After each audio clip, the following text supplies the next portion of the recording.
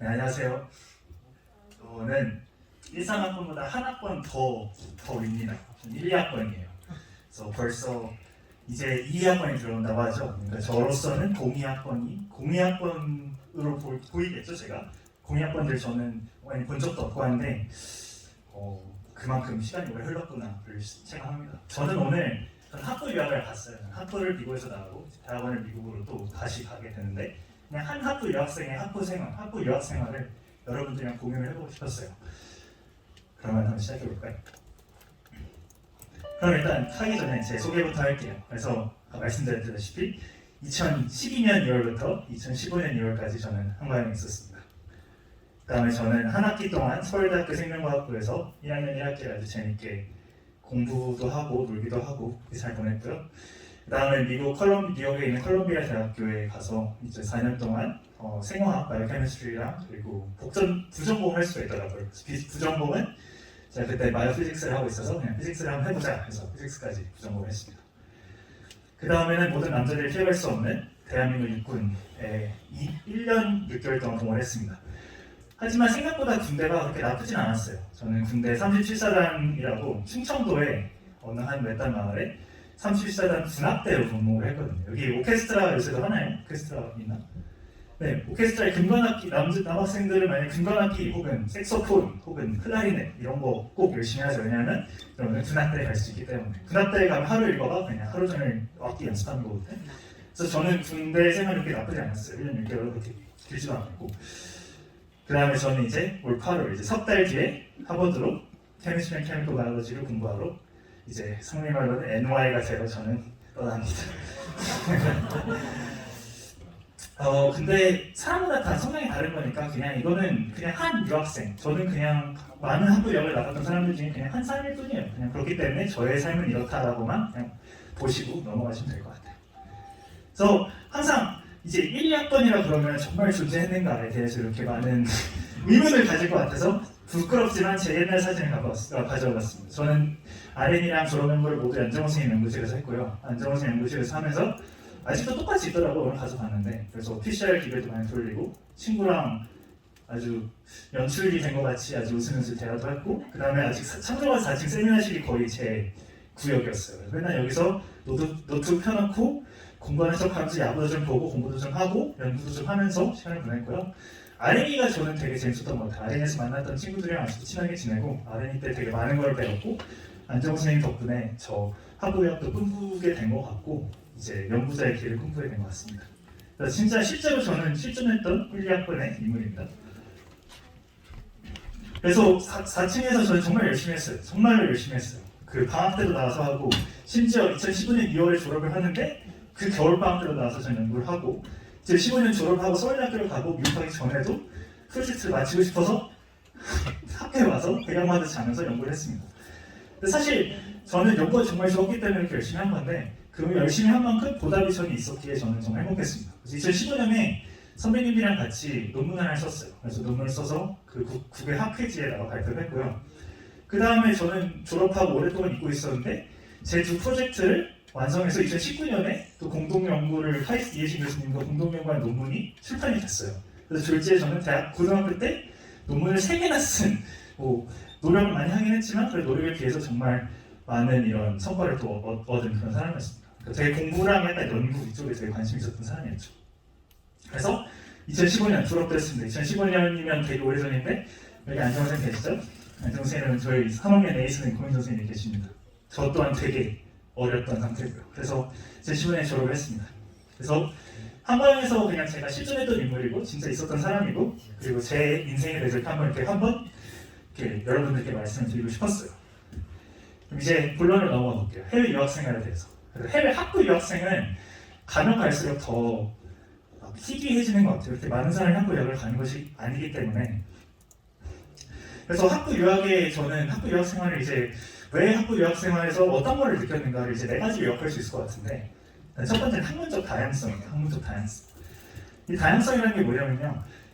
저희 한국과영대학교에서 옛날에 인문 과목을 되게 많이 들어서 인문예술영대학교 이렇게 무슨 막 저희들끼리 막 이렇게 얘기했던 것 같은데 학문적 다양성이라는 건 저희가 과학자이기 앞서 한 사회 이론으로서 저희들이 사회 이론으로서 알아야 되는 내용들이 있다고 저는 생각해요. 그리고 또 과학자로서 생명과학을 전공하지만 화학도 알아야 되고 물리도 알아야 되고 지구학도 알아야 되고 되게 알아야 되는 학문이 많다고 생각하거든요.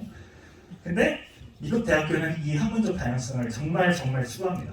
그래서 전공이 선택이 정말 학생의 자유예요. 그래서 어떤 과로 지원하는 게 아니라 그냥 저는 컬럼비아 유니버시티 애드미션을 받았다. 컬럼비아 가서 you can study whatever you want. 그러니까 그리고 이걸 항상 바꿀 수 있어요. 졸업하기 전 학기까지 나는 이거 싫고 난 이거 하고 싶다. 그러면 항상 바꿀 수 있습니다. 그리고 전공을 해야 되는 게 아니라 그냥 부전공, 컨센트레이션이라고 부르는데요. 컨센트레이션 하나만 있어도 졸업장을 줘요. 그 말의 뜻은 한 분야를 너무 쉽게 공부하지 않고 여러 분야를 얕게 공부해도 된다는 거예요. 저 바이오케미스트리는 확실했는데 네일 사이언스도 뭔가 왠지 AI 이런 게 좀 뜨니까 네일 사이언스를 해야 되는데 근데 하보니까 좀 아닌 것 같아요. 그래서 바이오피직스 하니까 피직스를 좀 더 해보자 해서 피직스를 부전공해서 바이오케미스트리는 주전공인가 피직스를 부전공하게 됐어요. 그 다음에 전공 탐색을 할 수 있게 혹은 교양 과목 진짜 무서워서 못 듣는 과목도 있잖아요. 이거 재밌을 것 같은데 개수들이 많을 것 같다 하는 과목을 위해서 한 학기에 하나씩 패스 디페이를 쓸 수가 있어요. 그러니까 이 과목은 D만 받지 않으면 패스를 뜨고 그렇기 때문에 학점에 전혀 영향이 없는 거죠. 그래서 제가 패스 디페이를 써서 들었던 과목 중에 하나가 이제 Bayesian Statistics. 저랑 아주 거리가 먼데 뭘까 하고 들어봤는데 역시 패스 디페이를 하기 잘했어요. 그다음에 제임스 조이스 세미나라고 이제 저는 영어 문학에도 관심이 있어서 문학은 어떤 과목일까? 도대체 영문학을 전공한 애들은 도대체 문학 작품 어떻게 읽을까 해서 정말 그 팀에 간의 경향, 더블린 사람들 그걸 이용한 제임스 조이스의 세미나를 듣고 와 정말 인문학도들이 어떻게 책을 읽고 어떻게 사회를 생각하는지 그렇게 탐색할 수가 있었어요. 패스 디페일이 없었으면 절대 못 들었겠죠. 그 다음에 이제 엄청나게 다양한 전공이 있어요. 예를 들어 케미스트리, 화학과에서 화학 전공을 받는 게 아니라 화학 안에서도 chemical physics, biochemistry, environmental chemistry가 있고요. 컴퓨터 사이언스 안에서도 CS에 math에 더 관심 있는 CS/math, information science, data science 되게 여러 가지 세분화된 그 전공이 있어요. 또 math 같은 경우에도 applied math, econ/math, mathstat 해가지고 되게 여러 가지 전공을 이렇게 제공해서 진짜 원하는 만큼 정말 공부하고 싶은 거는 진짜 실컷 할 수 있어요. 정말 저처럼 이렇게 제임스 조이스 세미나를 들 수도 있고 이코노믹스에 관심 있으면 경제학 수업을 들어도 되는 거고요. 그래서 저는 미국 대학교에서 정말 학문적인 다양성을 추구하고 이걸 추구하기 위해서 여러 가지 이런 제도들을 만들어놨구나라고 많이 느꼈던 것 같아요. 그래서 이제 또 하나가 마음에 들었던 게 전공 선택 같은 게 있는데 전공 선택이 되게 다양해요. 예를 들어 바이오케미스트리 메이저인데 바이오케미스트리 메이저의 전공 선택에 미분 방정식이랑 고급성 이런 수학 분야의 그런 걸 들어도 바이오케미스트리 전공 선택을 인정해 준 것처럼 선택 폭이 넓어서 정말 여러분들이 원하는 공부를 정말 실컷 하고 싶으면 진짜 하고 싶은 대로 설계를 해서 하고 싶은 대로 공부를 할 수가 있어요. 그래서 제 실제 시간표 일시를 들고 와서 제 시간표가 어떻게 변해가나 한번 볼게요. 자, 2학년 1학기 때까지 조금 이렇게 되게 들어야 됐던 과목들을 들은 것 같아요. 2학년 2학기에 Neurogenetics 아주 바이오하죠. Biological Research, 아주 Cancer, Organic Chemistry, 그 다음에 들어야 되는 그 사회과학 필수 과목 그리고 그 다음에 파이썬 프로그래밍 한 번 더 하고 그 다음에 미적분 이렇게 다시 들었어요. 이때 뭔가 생학 분야에 이제 전공 선택은 다 했고 뭔가 이제 컴퓨터를 해볼까 해서 그 다음 학기에 있어서 자바를 한 번 더 했어요. 자바를 한 번 더 하고 그 다음에 이제 그냥 화학과 쪽에 그냥 대학원 과목들을 들었어요. 퀀텀 케미스트리, 생명과학을 하지만 전 양자학이 되게 재밌어서 퀀텀 케미스트리, statistical thermodynamics, chemical biology 되게 화학스럽죠. 그 다음에 물리도 좀 듣고 이건 RC였는데 그렇고 여기 체육 수업도 있어요. 그래서 체육 수업도 들었어요. 23학점 그때도 아주 전 공부에 항상 진심이었던 사람이기 때문에 미국 가서도 되게 꾸역꾸역 채워서 들었던 것 같습니다. 그 다음에 상황이 얘기했던 조금 이제 바뀌기 시작해서 시간표가 여기서 바이오피지컬 케미스트리까지는 모레큘러 바이올로지까지 괜찮아요. 근데 데이터 스트럭처스, 데이터 구조, 이산수학 그 다음에 선대, 그 다음에 확률 이렇게 조금 바꿨어요. 뭔가 통계랑 컴퓨터를 조금 더 해보자 그래서 이렇게 좀 바꿔서 들었고 성적도 나름 나쁘지 받은 것 같아요. 근데 해보니까 조금 재미가 없었어요. 이 학기가 되게 좀 저한테 와닿았던 게 이때 되게 많이 했어요. 통계 과목, statistical inference, regression, R도 되고 Bayesian stat 했는데 재미가 없었고 그때 오히려 제일 재밌었던 게 그 전자기학 들었던 게 제일 재밌었던 것 같아요. 컴퓨터 비전도 들었는데 이것도 되게 재밌게 했는데 저랑 안 맞는다는 걸 느꼈어요. 이거 보시면 되게 정말 바이오케미스트리 전공이지만 바이오케미스트리 전공이 시간표라고 보이진 않죠. 그러니까 여러분들이 미국을 가면 전공도 중요하지만 그냥 여러분들이 진짜 원하는 과목들을 다 이렇게 공부할 수 있다는 걸 보여드리고 싶었어요. 4학년 2학기 때는 완전 물리학 전공자로 변합니다. 그래서 제임스 조이스 있고 뭐 역학, 양자역학 2 그리고 타미 피직스를 applied quantum mechanics로 하는데 그냥 물리 과목을 듣고 마지막 졸업을 했습니다. 그래서 이것처럼 제 시간표 이렇게 변하는 게 보이시죠? 보이시는 것처럼 미국에 가면 정말 학문적인 다양성 추가 때문에 다양한 과목들을 공부할 수 있다라는 거예요. 그리고 여기에 대해서 그 누구도 뭘 하지 않아요. 약간 한국에 있었을 때는 약간 이렇게 들으면 좀 의아하게 보는 경우가 있었는데 오히려 이게 그냥 너무나도 당연한 친구들도 다 이렇게 하고 있는 그런 상황이었어요. 그래서 콜롬비아 4년 되게 즐거웠어요. 이때 너무 살이 쪄가지고 미국 가면 정말 살이 찔 수밖에 없거든요. 지금보다 한 6kg 더 찐 상태인데 콜롬비아에서 저는 가장 우수한 학점을 받고 졸업을 했어요. 그래서 가장 우수한 학점을 받고 졸업하면 이렇게 졸업식 날에 딘이었던 것 같은데 딘이랑 함께 이렇게 즐거운 사진을 찍을 수 있습니다. 사진을 찍고 아마 이거 유튜브에도 박제가 돼서 좀 부끄러워서 못 보지만 아마 유튜브에 뭐 2019 commencement치는 아마 이것도 보고 볼 수 있을 거예요. 아주 쭈뼛쭈뼛하는 제 모습 볼 수 있습니다. 그 다음에 제 학부 지도 교수님이랑도 이렇게 사진을 찍으면서 4년을 즐겁게 했어요. 그래서 이것처럼 학문적인 다양성을 추구하고 학문적인 다양성에서 여러분들이 공부를 좋아한다, 더 배우고 싶다. 이렇다면 미국에서 공부하는 것이 이렇게 다양한 과목들을 공부할 수 있게 하기 때문에 여러분들에게도 좋은 선택이 아닐까 저는 생각이 드네요. 네, 균형 잡힌 과학자로서의 성장을 또 말씀드릴게요. 이 균형 잡힌 땅에 콜롬비아가 제일 유명한 이유가 본인들이 가장 자신 있어 하는 게 core curriculum이라는 거예요. 그래서 이건 문학, 뭐 사회학, 음악, 미술 이런 것들의 필수 과목이 다 정해져 있어요. 약간 뭐 독서와 작문 이렇게 정해져 있듯이. 그래서 인문학적인 수련을 가질 수 있는 필수 과목들이 있는데 사실 처음에 보면 와 이게 뭐지 싶은데 생각보다 읽으면 읽을수록 생각보다 재밌어요. 그래서 철학 시간에 뭐 플라톤, 아리스토텔레스 이런 사람들이 어떤 철학을 폈다라고 얘기하지만 그 사람이 어떻게 책을 썼을까는 배우지 않잖아요. 근데 여기 가면 진짜 그 책들 읽습니다. 플라톤의 Phaedrus Republic, 뭐 예를 들어 아리스토텔의 뭐 Ethics 이런 책들을 다 읽고 이거 읽은 내용을 가지고 에세이도 쓰고 수업 시간에 토론도 하고 그 텍스트가 어떤 의미일까 선생님이랑 같이 디스커션 하면서 공부를 해요. 문학 같은 경우는 무슨 다스토옙스키, 뭐 버지니아 울프 되게 다양한 그런 문학 작품이 있고요. 그래서 과학자이기 이전에 약간 사회 이론으로서 약간 인간이라는 존재는 뭘까 되게 심오한 질문을 던지면서 또 이상적인 사회는 무엇일까 이런 심오한 질문을 던지면서 과학자이기 이전에 내가 하는 인간으로서 하는 사회 이론으로서 어떻게 살아가야 될까라는 질문에 대해서 질문을 일단 던져보고 그 질문에 대해서 답을 찾으려고 노력했던 것 같아요. 그래서 가장 그 중에서도 제가 제일 좋아했던 건 콜롬비아가 뉴욕에 있어요.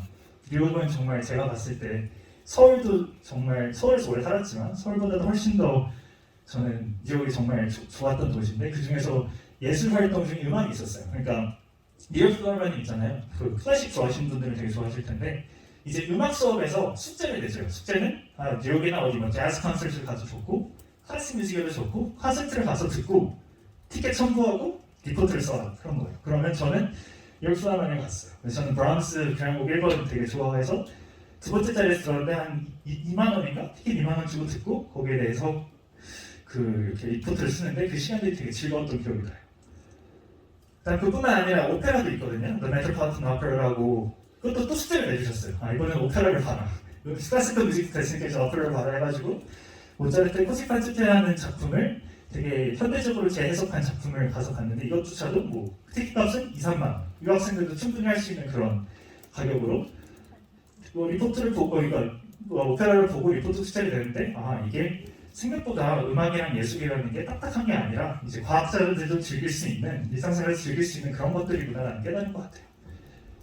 일단 미술도 빼놓을 수 없죠. 이제 제가 미술 중에서 가장 인상 깊었던 거는 미켈란젤로 전시회를 열었었어요 뉴욕에서. 그래서 미켈란젤로가 한 모든 습작 작품들을 뉴욕으로 가져와서 전시를 했는데 이것조차도 또 숙제였어요. 미술 수업에서 또 이 전시회를 가서 거기에 대해서 뭐 소감문을 써라. 여기 가가지고 미술 교양 에세이 숙제를 위해서 방문했었죠.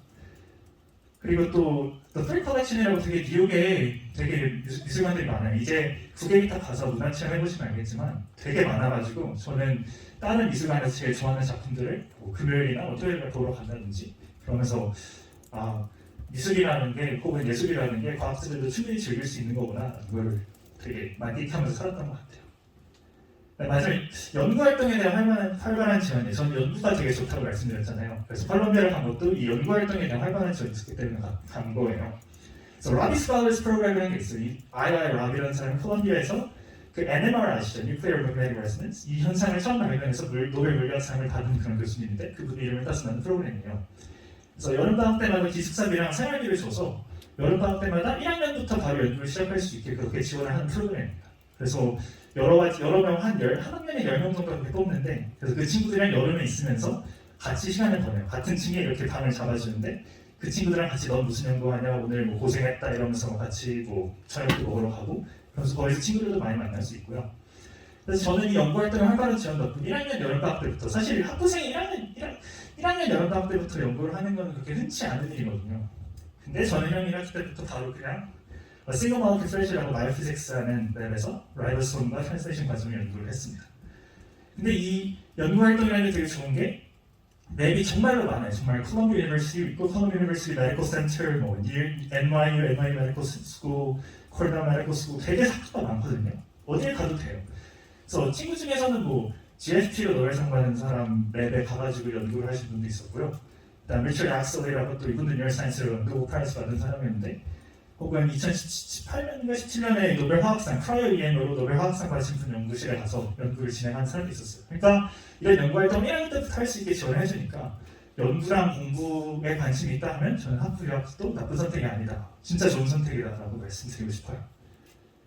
그래서 연구 성과를 좀 말씀드리자면 연구를 하면서 저는 콜스프링 하버라고 아마 유전자 얘기 들으신 분이면 그거를 이제 그 책을 만든 그 랩이에요. 그래서 연구소에 가서 그래도 살이 좀 많이 쪘는데 이렇게 포스터 발표를 하고 과학자들도 만나고 한국에서 오신 뭐 서울대 김빈내리 교수님 랩에서 온 분들도 만나고 지도 교수님 옛 친구들이랑 동료들 만나면서 거의 맥주 한잔 할 수 있게 바가 있거든요. 그래서 만나서 이렇게 다른 과학자들도 만나고 제 연구도 프레젠트하고 크리티시즘도 받고 아주 즐거운 시간들을 보냈던 것 같아요. 이것조차 라비 스칼러스에서 학회 가라고도 돈을 주는 게 있거든요. 600불 정도 주는데 이 돈을 줬기 때문에 그 교수님께서 이렇게 빨리 보내주신 거죠. 그 다음에 콜롬비아에 있으면서 또 논문을 쓸 수 있었어요. 이번에는 PNAS라고 그래도 아마 임팩트가 한 9 정도 된 논문에 이 저자를 이렇게 썼는데 아마 저는 그 싱글마우스 프렛 이용을 해서 이런 박테리아의 그런 생장을 조절하는 메커니즘을 뭔가 밝혀내면서 논문도 하나 잘 쓸 수 있었습니다. 그래서 콜롬비아에서 이렇게 지원해준 덕분에 공부도 정말 즐겁게 하고 연구도 하고 성과도 얻고 정말 그러면서 또 뉴욕에 나가면서 뉴욕을 즐기고 그러면서 아주 되게 즐거운 유학생활을 했던 것 같아요. 그래서 사실 이렇게 결론을 말씀드리면 좀 실감이 안 나잖아요. 그래서 좀 사진들을 좀 준비해봤습니다. 콜롬비아 캠퍼스예요. 그러니까 미국을 가면 처음 가장 놀라는 게 이 맑은 파란 하늘인데 그냥 이게 콜롬비아 캠퍼스여서 이 캠퍼스를 그냥 거닐면서 그냥 항상 매일매일 수업 가면서 보는 풍경입니다. 그래서 약간 한 모양의 약간 로터리랑 그 구름다리처럼 되게 약간 랜드마크적인 그런 장소인데 여기가 중앙 도서관이어서 여기서 시험 공부도 하고요. 여기가 지금 벤치에 앉아서 책도 읽고 뭐 잔디밭에 누워가지고 뭐 날씨가 좋을 때는 같이 뭐 친구들끼리 놀기도 하고 그런 장소입니다. 또 여기 콜롬비아의 상징이 사자인데 이 사자상에 그냥 올라타는 사람도 있고요. 사진도 잘 찍는데 아마 이때 1, 2학번 동기가 놀러 와가지고 이제 사자랑 한 번 사진 좀 찍어달라고 해서 사자상에 올라가서 찍은 한 2017년의 제 모습입니다. 눈도 되게 많이 와요. 뉴욕에 눈도 되게 많이 오는데 겨울에도 이런 풍경을 보면 되게 모르겠어요. 좀 마음이 따뜻해지면서 도서관에 가도 별로 억울하지가 않았어요. 되게 약간 도서관에 들어갈 때도 되게 눈이 오지만 나는 안 들어가서 공부를 한다 뭐 이런 느낌으로 공부를 했던 것 같은데 눈이 와도 되게 풍경이 예뻤고요. 뉴욕이라서 또 캠퍼스 되게 예뻤고요. 그래서 이렇게 눈이 오면 약간 이렇게 다 눈을 치워놓고 이렇게 사람들이 다니고 여기 뒤가 총장실 있는 데는 그 앞에 있는 동상도 이렇게 눈이 쌓이고 되게 캠퍼스 풍경은 되게 예뻤던 것 같아요.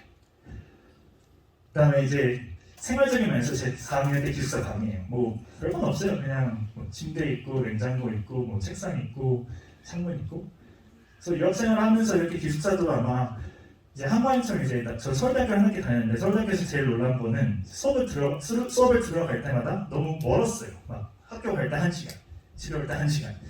콜롬비아는 저기 학교가 좀 좁아서 여기서 도서관 가는데 걸어서 3분, 뭐 수업 가는데 걸어서 4분. 약간 한과형과 비슷한 삶을 산 거죠. 그래서 이렇게 뉴욕이지만 이렇게 방도 주어져서 방도 꽤나 넓거든요. 그래서 나름 저는 재밌게 잘 지낼 것 같습니다.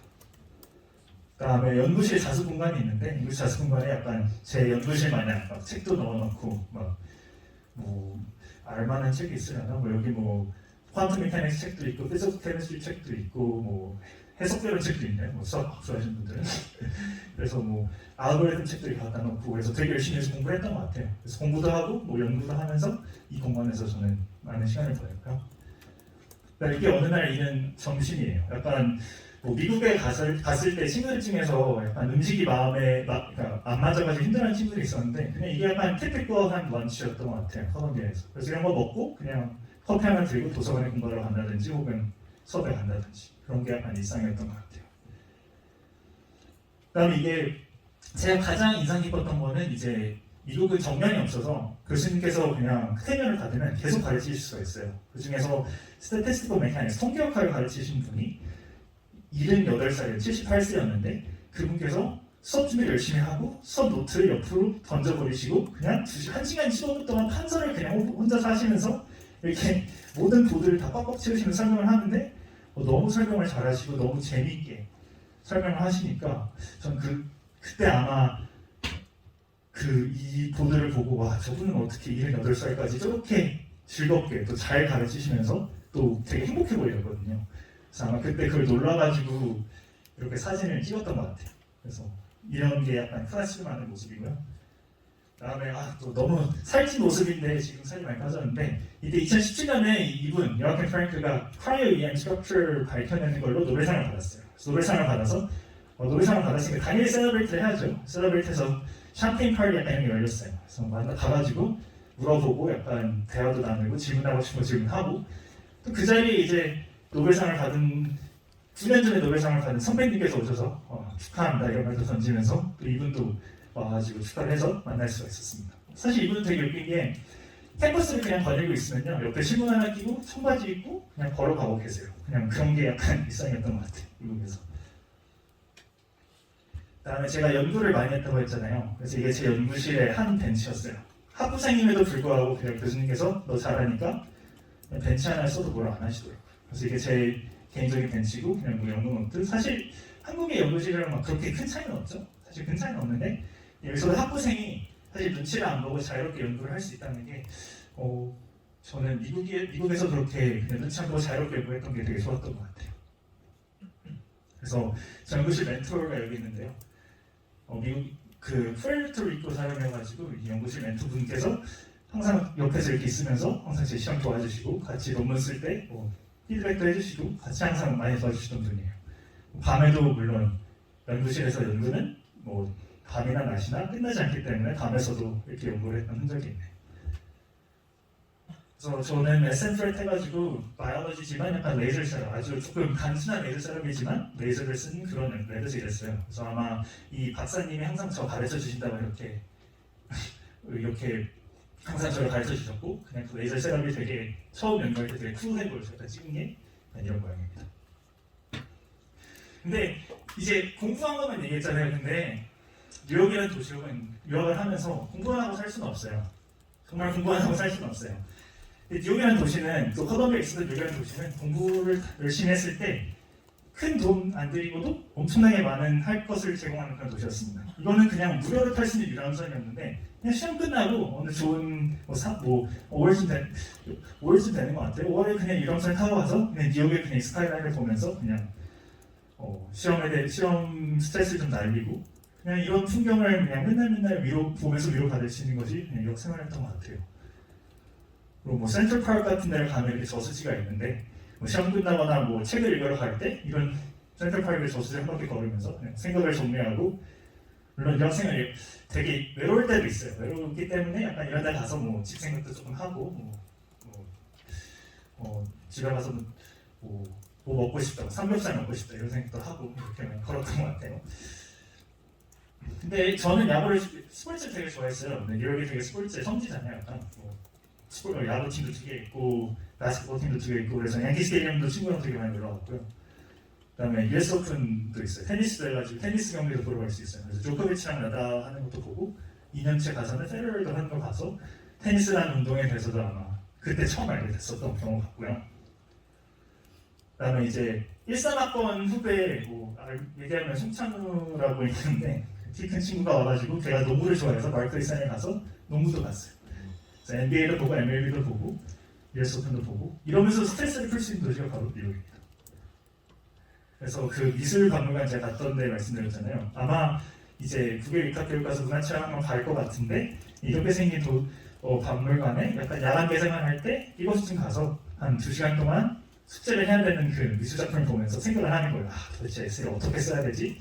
어떻게 뭔가를 만들어내야 되지? 생각을 하고 9시쯤 나오면 해는 다 져있고 그러면 좀 산책하다가 다시 집에 가면 되는 거예요. 플라월 콘서트 같은 경우는 그냥 다른 콘서트랑 비슷한데 그냥 이렇게 콘서트도 보러 갈 수 있고요. 그 다음에 항상 혼자는 아니에요. 뉴욕이라는 도시가 항상 여기 보면 약간 이 수많은 사람들의 혼자라고 생각하기 쉽지만 사실 혼자가 아닙니다. 되게 많은 사람들이 뉴욕에 찾아와죠. 그리고 주변에 좋은 사람들도 많고요. 그 고인정 선생님, 제 상민 A 선생님께서 국외에 오셨을 때 3년 전이네요. 그때 함께 만나가지고 찍은 사진이에요. 한인타운에서 점심을 먹고 찍은 사진 같아요. 그 다음에 이제 동기들도 되게 많이 와요. 1, 2학번 저때 이제 포항공대 총장 장학생을 간 친구가 컬럼비아 math PhD로 붙어서 컬럼비아에 오게 돼가지고 같이 이렇게 동기랑 찍은 사진도 있고요. 그 다음에 가장 친했던 동기들 3명이 그냥 너 보러 뉴욕에 놀러 가겠다 해서 친구들이 이렇게 찾아와 줬기 때문에 그렇게 외로운 유학 생활만은 또 아니었던 것 같아요. 그리고 항상 주변에 이제 라비스타와의 친구들인데 좋은 친구들이 있기 때문에 좋은 친구들이 있었기 때문에 이렇게 힘든 유학 생활은 아니었던 것 같아요. 되게 돌이켜보면 즐거웠고 다시 가도 똑같은 선택을 했을 것 같은 그런 유학 생활이었습니다. 그래서 졸업식 날인데 친구들이랑 같이 이렇게 되게 이제 드디어 졸업이라 하면서 기뻐하는 제 모습이 인상 깊네요. 그래서 행복했어요.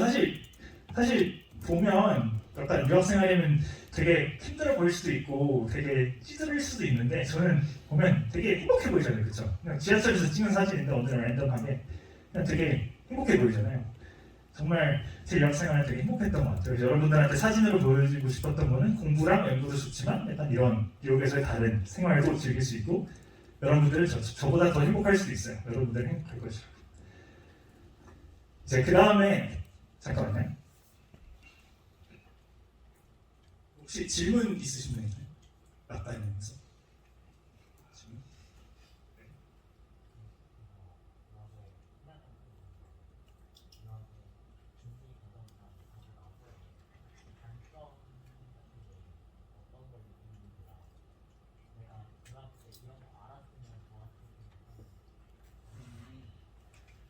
첫 번째 질문이 뭐였죠?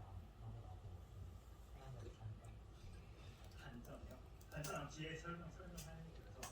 네, 이제 유학 준비할 때 하신 분들께 제가 하고 싶은 말씀은 일단 떨어져도 좋고 안 돼도 좋으니까 일단 뭐라도 해봐야지. 일단 안 해보면 합격이나 불합격을 받을 수 없잖아요. 그러니까 꼭 두려워하지 말고 지금 늦지 않았으니까 바로 준비해보라는 말 하고 싶어요.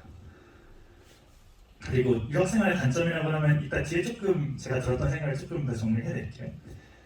그래서 학부 졸업 이후에 저는 연구를 좋아했기 때문에 저는 대학원에 진학하기로 마음을 먹었습니다. 대학원에 진학을 하기로 마음을 먹고 대학원 9군데 냈는데 이제 교수님께서 수저들을 잘 써준 덕분인지 9군데에서 다 어드미션을 받았어요. 그래서 하버드, 베클리, MIT, 칼텍, 스탠포드 다 이런 데서 어드미션을 받았고요. 이 중에서 그냥 이제는 제 미래를 보고 저는 바이올로지가 좋은데 바이올로지에 좀 연구 토픽을 많이 해줄 수 있는 데가 어딜까 해서 저는 마지막에 록펠러랑 하버드 사이에서 고민을 하다가 결국에 저는 하버드를 결정하게 됐어요. 하버드 가면 이제 로테이션도 돌 수 있고 케미스트리지만 이제 바이올로지에서도 이제 연구 토픽을 정할 수 있다고 해서 그런 자유로움을 보장하는 하버드 대학을 선택해서 이제 올 8월달에 출국을 하게 됩니다. 근데 이제 그러니까 저는 항상 유학을 대학원을 가고 싶었지만 대학원 이외에 길도 있어요. 졸업한 다음에 취업하는 경우도 되게 많거든요. 근데 이제 제가 미국을 가기 전에는 몰랐는데 미국 갔을 때 그 미국에서 외국인으로 사는 거에 현실이 있었어요. 그러니까 저희들이 갈 때 학생 비자로 가거든요. 학생 비자는 F1 비자예요. F1 비자로는 절대 일을 할 수가 없어요. 일하는 게 불법이에요. 그래서 이제 F1 비자를 받아서 학생으로 간 다음에 취업을 하려면 이제 월크를 할 수 있는 퍼밋이 필요하거든요. 근데 뭐 예를 들어 뭐 비자를 스폰서를 해줄 수도 있고 한데 가장 간단한 방법은 F1 OPT예요. 그러니까 F1을 받고 졸업을 했으면 3년까지 일할 수 있는 그런 카드를 줘요. EAD 카드라고 하는데 3년 동안 너는 아무 걱정 없이 일을 할 수 있다는 카드를 줘요. 그래서 사실 회사들에서도 항상 이러면 안 되는데 물어보는 게 있어요. 당신 뭐 OPT 있느냐, 혹은 당신 영주권 있느냐 이런 걸 되게 물어보거든요. 그래서 그 일이 OPT나 영주권이 없을 때 구직할 때 불이익을 받는 경우를 되게 많이 봤어요. 뭐 뽑아줬는데 비자가 안 되네, 스타러스가 안 되네, 죄송해요 이런 경우 되게 많이 봤거든요. 근데 이거를 가장 쉽게 해결할 수 있는 방법이 제 생각에 OPT라고 생각을 해요. 그렇기 때문에 한국에서 있다가 미국으로 일하는 것이 생각보다 힘든 게 바로 이 비자 때문인데, 아마 미국에서 공부하고 미국에서 취업을 하고 싶으신 분이라면 아마 학부 유학을 가는 것이 아마 좀 더 자연스러운 선택이 아닐까 저는 생각을 해요. 그래서 구글 이런 텍 컴퍼니들이 이렇게 공사에서 일하고 싶은 애들은 대부분 많이 유학을 오더라고요. 그리고 그렇게 취업을 하는 경우도 저는 되게 많이 봤고요. 그래서 이게 되게 애매해요. 그래서 저 같은 경우에도 이제 대학원을 갔으면 대학원 졸업한 다음에 F1 OPT를 써서 3년 동안 뭐 취업을 할 수도 있고 뭐 포스닥을 할 수도 있는 거고요. 사실 저도 학부 때 F1 OPT를 1년을 썼어요. 1년 연구원을 있으면서 아무 연구원이 되면 이제 돈을 벌고 그걸로 저를 서포트할 수 있으니까 그때 F1 OPT를 받아서 1년을 썼어요. 근데 그러면서 그 과정 거치면서 미국에서 취업을 하려면 무조건 이 비자 스타터스가 되게 중요하구나, 이게 현실이구나라는 걸 알게 되고, 제가 말씀드리고 싶은 거는 이제 미국에서 꼭 취업하고 싶다고, 미국에서 취업을 하고 싶다 그러면 학부를 졸업하고 학부 졸업하는 게 조금 더, 미국 학부를 나오는 게 조금 더 선택지가 많아지지 않을까 하는 저는 개인적인 생각입니다. 물론 다 사람 바이 사람이겠지만요. 그래서 이제 마지막 왔어요. 유학 준비하면서 제가 들었던 생각들이 되게 많아요. 주변에서 들었던 얘기기도 하고요. 첫 번째는 이거예요. 가장 저한테도 했던 질문인데, 한국으로 돌아올 거라면 미국에서 학부하는 것이 뭐 불리하지 않을까, 혹은 메리트가 없을까 뿐만 아니라 불리하지 않을까라는 말도 들었고, 저도 실제로도 그렇지 않을까 생각을 했어요. 하지만 7년 전도 그렇고 지금도 그렇고 저는 그 사람의 능력과 실력이 더 중요하다고 보는 입장이에요. 물론 뭐 간판, 학부를 어디서 나왔는지도 중요하겠지만 일단 본인의 실력과 능력을 기르는 것이 제일 중요한 문제이기 때문에 어디에 있든, 학부를 미국에서 나왔든 한국에서 나왔든 본인의 실력을 기를 수만 있다면 뭐 학부 유학을 가든지 한국에 있든지 둘 다 똑같다고 저는 생각을 하고요. 저는 한방과영을 나왔기 때문에 정말 제 친구들, 아까 성민이도 그 주변의 친구들을 잘 하라고 했어요. 주변에 정말 좋은 친구들이 많아요. 한과영 동기들, 아직까지 연락하고 계시는 한과영 동기들, 선후배들, 그리고 서울대학교 유학을 갈 때 서울대학교를 한 학기 거치고 갔는데 그때 만난 생명법 동기들 한 10명들이랑도 아직도 친하고 그래서 연락을 하거든요. 그래서 뭐 인맥이 좀 부족하지 않을까 이런 생각을 접으셔도 될 것 같아요. 왜냐하면 실력이 제일 중요하고, 만약에 인맥이 중요하다 하더라도 저희들에게는 한과영 동기들, 그리고 뭐 저로서는 서울대학교 다녔을 때 만났던 그 서울대학교 친구들이 있었거든요. 그래서 이건 이제 준비해보니까 크게 걱정 안 하셔도 될 것 같아요. 두 번째는 이제 한국에서 학부를 나오고 그 유학을 갈 수 있지 않을까, 약간 이것도 제가 또 했던 생각이, 원래 저는 최종 목표가 미국에서 대학원을 다닌 거였기 때문에 한국에서 학부를 하고 가도 되지 않느냐라는 질문을 받았는데, 네, 맞아요. 그래서 이거는 개인의 선택의 문제예요. 그래서 학부 유학에서 저 같은 경우에는 어린 나이에 한번 미국에 가서 한번 넓은 세상에 가서 한번 부딪혀보고 싶다라는 그냥 왠지 모를 모기 때문에 저는 가게 됐거든요. 그래서 이거는 개인 선택 같아요. 개인이 어떤 거를 중요시 여기고 어떤 걸 해보고 싶고, 뭐 어디서 지낼 때 가장 편안한지, 어디서 지낼 때 가장 도전을 많이 할지, 이런 걸 생각해보고 본인의 선택을 하면 될 것 같아요. 하지만 저는 확실하게 말씀드릴 수 있는 거는, 제가 5년 전으로 돌아가서 유학 갈래? 7년 전이죠. 유학 갈래 말래 했으면 저는 뒤도 돌아보지 않고 유학을 갔을 것이다 라고 말씀을 드릴 수 있을 것 같긴 해요. 이제 또 있어요. 뭐 예를 들어 유학 가면 외롭지 않을까, 이게 좀 큰 문제기도 해요. 새로운 환경에 적응하는 거 쉽지 않고요. 어떤 나라에서 외국인으로 살아가는 거 쉽지가 않아요. 근데 이거를 거치면서 한 단계 성숙해진 것 같긴 해요. 저도 대학교 1학년 때 저랑 지금의 저랑 새로운 환경에서 그걸 적응해가면서 그 어려움을 홀로 헤쳐나갔던 그 경험이 저를 더 성숙하게 만들어줬던 것 같고요. 그리고 새로운 환경을 가도 저희 곁에는 항상 좋은 사람들이 어디 가나 있습니다. 그렇기 때문에 유학하면 외롭지 않을까 너무 걱정 안 하셔도 돼요. 그 다음에 마지막인데, 학부 유학이 사실 현실적인 문제가 정말 비싸잖아요. 콜롬비아 학비랑 생활비 합치면 한 1년에 8, 9천만 원 나온다고 해요. 하지만 기회는 열려 있습니다. 저는 대통령 과학 장학금 그리고 관정 이종학 장학금 두 개를 다 합격을 하고 저는 관정 장학금을 선택해서 관정 장학금을 받았는데 관정 장학금을 받으면 학비랑 아마 기숙사비까지는 그 커버가 되고요. 생활비 정도만 이제 마련을 하면 되는데 이 부분에 대해서는 이게 장학금이었으면 아예 유학을 못 가는 거고요. 저로서는 여기서 받았기 때문에 생활비만 아끼고 하면서 살아가니까 그래도 학부 유학도 할만했습니다. 그래서 또 이제 아마 하버드 학부가 민철이라는 친구가 있어요. 민철의 후배가 있는데 그 친구는 아마 이거 말고도 학교 자체에서 Need Blind Admissions라고 해서 그 공부를 하고 싶은데 소득 수준이 좀 낮아도 올 수 있게 학교에서 장학금을 이렇게 주기 때문에 뜻이 있으면 항상 길이 있는 것 같아요. 그래서 학부 유학에 대한 현실적인 고민을 이렇게 나열해봤는데 저로서는 유학을 마치고 돌아보니까 이랬던 것 같고 뭐 다른 질문도 있으면 언제든지 해주시면 되는데 제가 들었던 가장 큰 질문들에 대해서 답은 이렇게 되는 것 같습니다. 그래서 마지막으로 드리고 싶은 말씀까지 왔는데요. 사실 제가 유학 생활을 하게 된 거는 2012년 한 이맘때였어요. 중간고사, 기말고사를 앞두고 그냥 홈커밍처럼 되게 많은 선배님들 부른 자리였어요. 그래서 유학에 대한 이렇게 얘기도 들어보고 저런 얘기도 들어보고 그때 약간 대단하다는 생각, 내가 10년 뒤에 과연 저렇게 될 수 있을까? 라는 그런 생각과 함께 뭔가 가보고 싶다라는 그 설레? 하지만 시험이기 때문에 공부를 하러 가야 돼서 약간 현실에 굴복해버린. 그래서 그 다음에 여름방학 때부터 좀 더 생각을 했던 것 같아요. 약간 할 수 있을까? 해볼까? 약간 이런 생각이 그냥 시간이 지나면서 그래 한번 해보자. 했다 만들면 어때? 했다 만들면 나에게도 좋은 선택이 많아. 하면서 도전을 했던 것 같아요. 그래서 10년이 흘러서 저는 이 자리에 왔잖아요. 저는 이 자리에 왔는데 여러분들께 마지막으로 드리고 싶은 말씀은 만약에 제가 소개해드린 유학의 모습, 물론 학부 유학의 모습은 되게 다양한데 제가 소개한 모습이 뭔가 재밌겠다, 나 해보고 싶다. 그럼 여러분들 꼭 도전해보라고 말해주고 싶어요. 그리고 여러분들을 도와줄 선배들이 있고요. 필요한 거 있으면 제가 항상 도와드릴 수 있으니까 꼭 한번 도전해보고 싶은 분들 도전해봤으면 좋겠습니다. 그러면 그냥 마치고 혹시 질문 있으시면 여기로 메일 주시고요. 그 다음에 이 정도로 마치겠습니다. 감사합니다.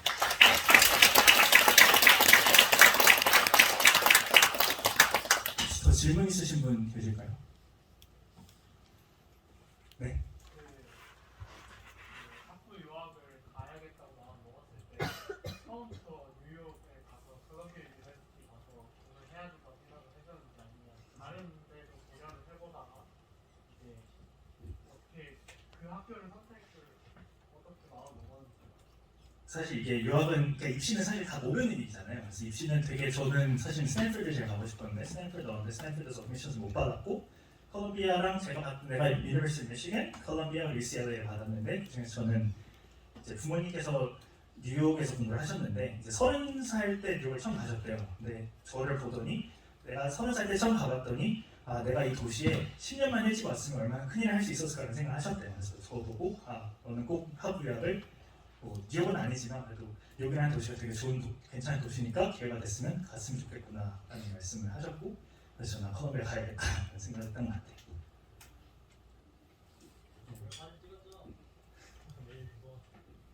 언제든지 이메일 주세요. 저는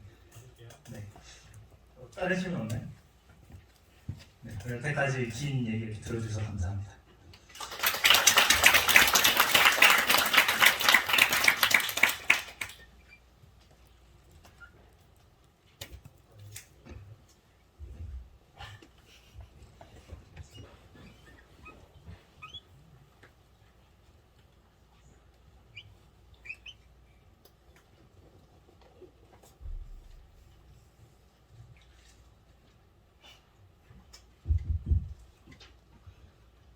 네, 안녕하세요.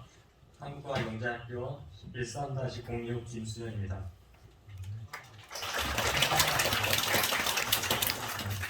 제가 오늘 해볼 이야기 주제는 음악과 과학 그리고 공학의 융합 그런 이제 음악 기술 분야의 전망 및 진로에 대해 얘기를 해보겠습니다. 자, 목차는 간략한 본인 소개로 시작하고 음악 기술 그리고 음악 기술 전망이 어떤가 표가 적혀있죠. 음악 기술 진로 어떻게 됐나 그리고 한가영 때 제가 어떻게 살았는지 한번 얘기를 해볼게요. 그게 엄청 도움이 될 것 같아요. 그러니까 참고가 될 것 같아요. 대학생 때 어떻게 살았나도 얘기를 해보고 싶은데 시간상 아주 힘들 수도 있을 것 같고, 그리고 마지막으로 제가 해보고 싶은 얘기는 한국 갈 때 공부 열심히 해야 되나 아니면 즐겨도 되는가, 이 논쟁에 대한 제 생각을 말해보겠습니다. 일단 저는 이제 카이스트 16학번으로 전자공학 전공, 물리학 부전공했고요. 대통령 과학장학금은 물리학 받았습니다. 이 대통령 과학장학금 물리학 받고 물리학 부전공했다는 게 이게 무슨 의미일까요? 이게 이런 걸 이제 물리학과 전문 용어로 탈물이라고 부릅니다. 원래 저는 물리학을 공부하다가 제가 정말 물리학보다 더 좋아하는 분야를 찾아서 이렇게 지금 공부를 하고 있죠. 올해 2월에 졸업했고 저는 이제 카이스트 다닌 동안 남장 교수님의 뮤직 앤 오디오 컴퓨팅 랩에서 학생 공부 활동을 했습니다. 저는 이제 카이스트로 다니면서 이제 음악 프로듀싱이랑 사운드 엔지니어 전문 학교가 있어요. 서울에 레코드 팩토리, 대단히 레코드 팩토리도 있고 서울 재즈 아카데미도 있고 퍼플 미디어도 있고. 근데 저는 이제 레코드 팩토리에서 이제 사운드 엔지니어 과정, 레코딩, 믹싱, 마스터링, 라이브 음향을 수료했고, 이거는 이제 음악 프로듀싱에서 가장 표준으로 쓰이는 DAW 소프트웨어인데 그거 자격증이 있다는 뜻입니다. 그래서 제 CV를 보면은 제가 유학 지원할 때 썼던 CV인데 앞면은 이렇게 아카데믹한 내용들이 있어요. 어떤 연구 활동을 했는지. 저는 뒷면에는 어떤 음악 활동들을 했는지 이렇게 되어 있습니다.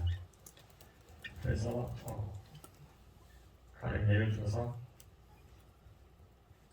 뭐 풀캔이라는 곡은 내가 레코딩했고 믹싱했고 마스터링했고 큐어 뮤직에서 퍼블리시했고 그래서 들을 수 있습니다 하고, 저 같은 경우는 이제 이렇게 포트폴리오를 다 준비를 해놔서 이렇게 볼 수 있게 해놨어요. 이렇게 내가 곡마다 어떻게 작업했는지 사진 다 이렇게 해놓고 어떤 식으로 작업했는지 적어놓고 이런 식으로 믹싱을 했습니다. 이렇게 하고 볼 수 있게 포트폴리오를 이렇게 준비됐습니다. 그래서 아카데믹 뮤직만 한 것도 아니고 아카데믹만 한 것도 아니고 그러니까 양쪽을 둘 다 이렇게 동시에 해온 거죠. 그래서 이게 제가 밴드 레코딩 작업하고 있는 모습이고, 여기도 이제 우리 고등학교 선배예요. 고등학교 11학번 선배님이신데 이제 카이스트에서 산업 디자인 공부하시다가 중퇴하시고 백설예술대학교 건반 전공하고 계십니다. 그리고 저는 이제 악기 쪽으로는 전 기타 연주를 하고 있습니다. 기타 연주를 한 지가 한 10년 넘었나? 이제 12년, 10년 넘었나? 여기 스튜디오에서 어쿠스틱 기타 레코딩하는 모습이고요.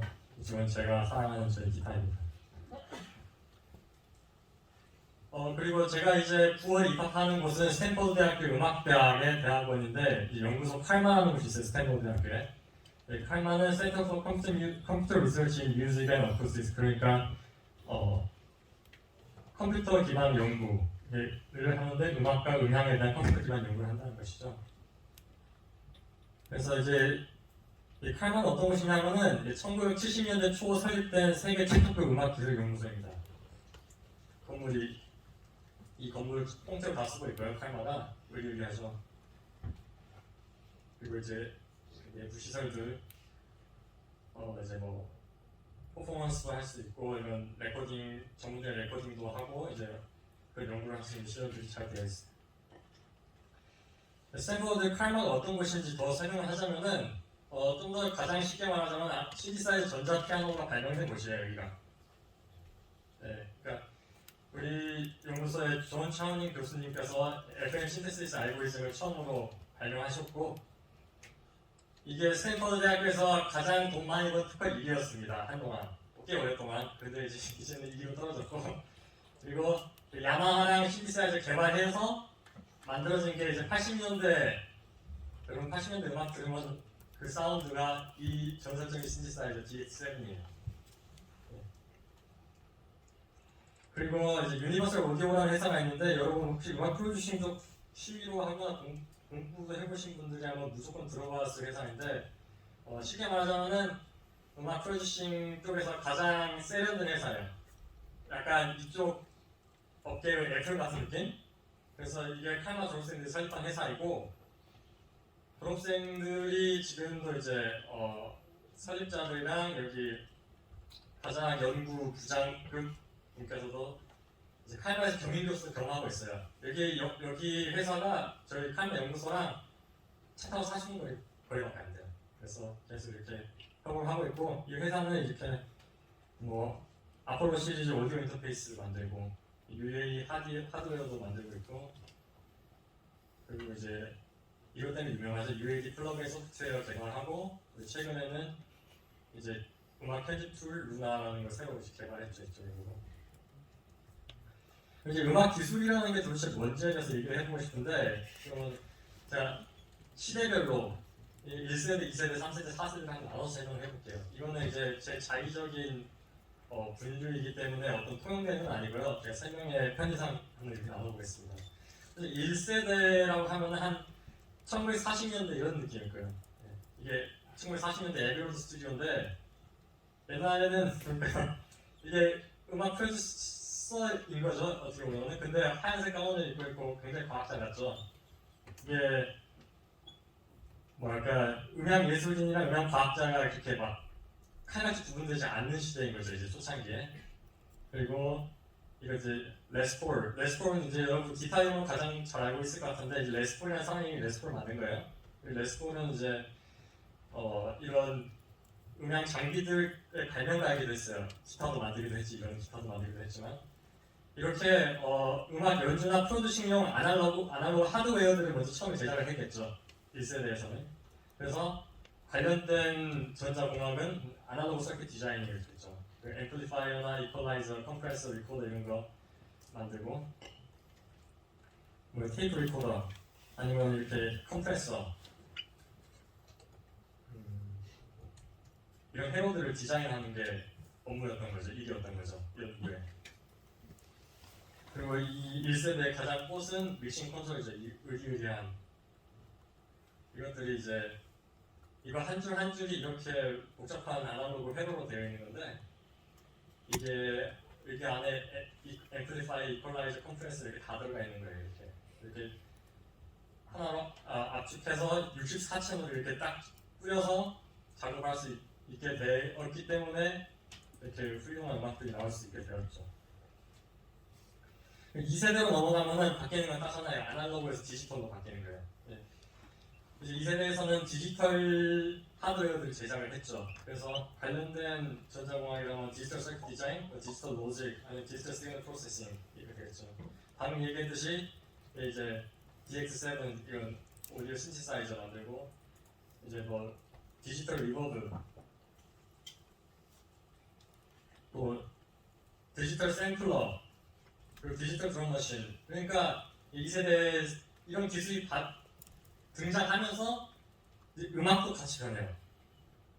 이게 나왔으니까 이제 일렉트로니카라는 새로운 장르가 생길 수 있었던 거죠. 뭐 일렉트로니카나 그리고 이런 디지털 드럼 머신 이거 808 드럼 머신인데 이게 힙합의 뿌리인 거죠. 그러니까 이 사운드가 붐치 이런 하는 사운드가 이제 등장할 수 있게 되었고 3세대로 가면 이제 무엇이냐면은 이제 아날로그 하드웨어, 디지털 하드웨어에서 하던 것들을 이제 컴퓨터로 가져오는 거예요. 데이터화 시켜서. 그래서 이제 음악 연주나 프로듀싱용 컴퓨터 소프트웨어 제작을 합니다. 3세대에서는. 이제 관련된 공학 분야로는 소프트웨어 프로그래밍, 여전히 디지털 시그널 프로세싱도 있고 서킷 모델링 이걸 좀 다시 얘기를 할 텐데 지금까지 이 전문적인 스튜디오에서 했던 음악 작업을 이거는 프로툴 가장 버전 1이고 이게 가장 이제 최근 버전인데 이렇게 컴퓨터에서 할 수 있는 시대가 오는 거예요. 음악 프로듀싱 컴퓨터 사이언스 해버린다. 이걸 인더박스라고 영어로 부릅니다. 그리고 또 원래 이렇게 아날로그나 디지털 하드웨어로 쓰던 것을 이게 서킷 모델링 기술을 통해서 프로그램 소프트웨어로 만드는 거예요. 똑같은 사운드, 똑같은 오디오 이펙트를 줄 수 있도록. 그래서 이제 컴퓨터 상에서 소프트웨어로 아주 편리하게 사용할 수 있게 되죠. 그리고 컴퓨터로 오디오 신호를 데이터화 시켜서 옮기니까 옛날에 그 아날로그 회로나 디지털 회로로는 도저히 할 수 없었던 더욱더 고차원적인 수정이 가능해지는 거죠. 예를 들어서 1997년 똑같은 해에 태어난 오토튠. 오토튠의 이제 슬로건이 이거였어요. 이제 마음에 안 드는 보컬을 수정할 수 있는 방법이 실제로 있다. 컴퓨터 상에서 데이터가 되기 때문에 그 값을 직접 바꿀 수가 있는 거잖아요. 컴퓨터는. 그렇기 때문에 이렇게 고차원적인 수정이 가능하게 되었습니다. 이런 가장 큰 줄기를 따라서 또 동시에 연구되던 분야가 있는데 2, 3세대에 거쳐서 공간 음향 분야가 있겠죠. 여러분 영화관 가면 돌비 애트모스피어 바로 뜨죠. 이렇게 여러 개의 스피커 어레이를 통해서 공간감을 느낄 수 있는 사운드 필드를 만드는 거죠. 그래서 궁극적으로는 어떤 것을 목표로 하냐 이 분야는 이게 실제로 그랜드 피아노가 있을 때 옆에 생기는 사운드 필드라고 해봐요. 그러면은 여기 실제로 그랜드 피아노가 없는데 라우드 스피커 어레이들을 아주 적절한 레벨과 적절한 페이즈를 통해서 그럼 알아서 상세 간섭, 보강 간섭 이렇게 아주 적절하게 마법같이 잘 되면은 이 청자들이 듣는 영역 안에서는 그랜드 피아노가 있는 거랑 똑같은 사운드 필드가 생성될 수 있는 거죠. 그러면은 그랜드 피아노 앞에 있는 거랑 정확히 사운드 필드 입장에서 똑같은 현상이죠. 이게 이제 가장 3D 오디오의 궁극적인 모습입니다. 그리고 2, 3세대에 거쳐서 또 연구되는 게 이제 음악 인지, 심리, 뇌과학. 제가 이제 이후에 얘기해줄 미국의 이런 음악 기술 연구소들 보면은 꼭 이런 음악 인지, 심리 연구실이 하나씩 있어요. 네. 뮤직 퍼셉션, 코그니션, 뉴링 뮤직이라고 부르고 사실 이 분야는 제 전문 분야는 아니고 아주 기본적인 건 알고 있긴 해야 돼요. 그러니까 그건 이제 기초적인 과목들에서 배우긴 하는데 저는 이제 대학교 1학년 일반 생명 이후로 생명 운동 안 했기 때문에 이게 제 분야가 아닙니다. 그럼 4세대는 무엇이냐면은 AI 뮤직이에요. 네. AI 뮤직은 얘기할 게 너무 많기 때문에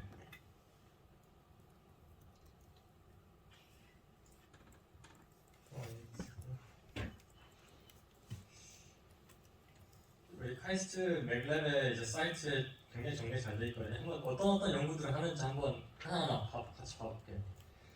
예를 들어서 피아노 퍼포먼스 아나리시스 하면은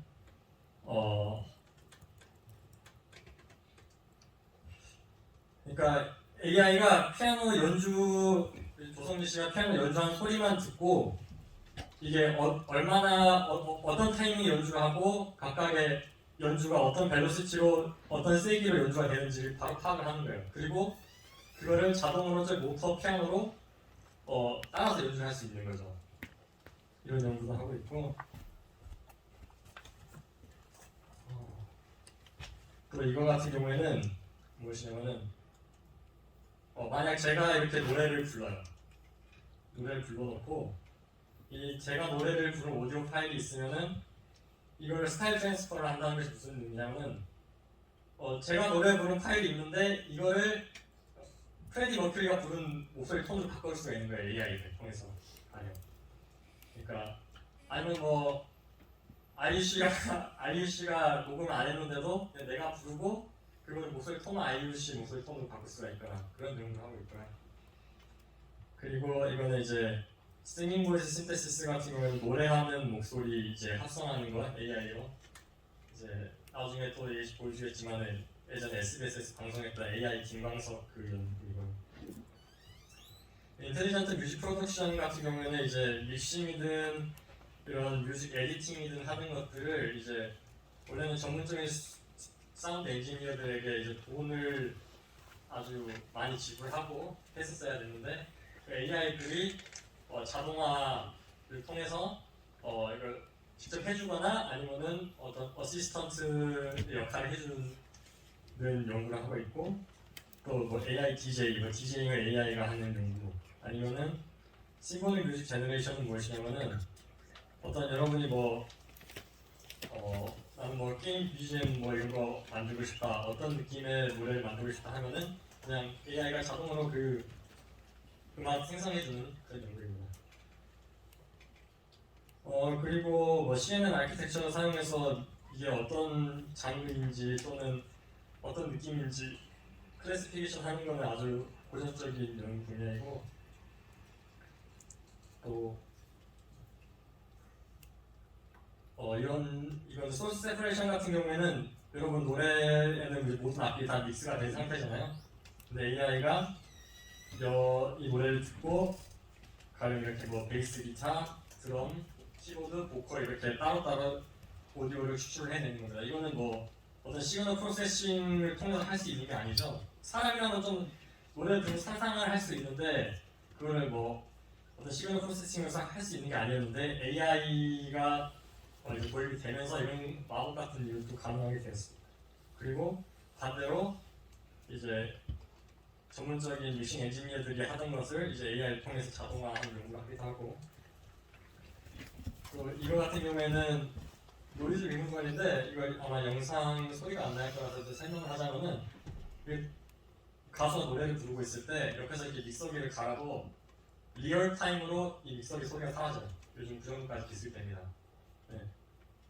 그냥 야외에서 그 뉴욕 도시 한복판 길거리에서 힙합 보컬 레코딩하고 이 플러그인 걸어서 그냥 깔끔하게 노래 만든 영상들도 유튜브에 다 올라와 있어요. 이제 최근 이제 웨이브스에서 만든 플러그인인데 이런 것들이 가능한 세상입니다.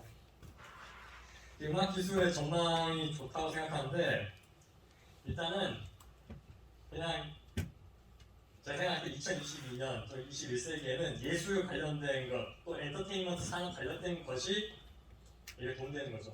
네. 그리고 많은 박사과정 학생들이 뭐 인터넷 방송인들 돈 벌어들이는 공수 얼마나 좌절합니까? 그런 예능, 그런 예술 쪽에 사람들이 소비를 엄청나게 많이 하고 있잖아요 이제. 그렇기 때문에 시장이 아주 크고, 그것이 그냥 저의 생각만이 아니라는 것은 카이스트에서 아주 적극적으로 나서고 있어요. 최근에 이제 조승희 씨를 이제 겸임 교수로 초청을 해가지고 조승희 공연예술연구센터 만들었죠. 그게 이제 우리 남주환 교수님 큐트로 해서, 그리고 SM 엔터테인먼트와 최근에 그 MOU 책을 했고, 한희종이랑도 MOU 책을 했어요.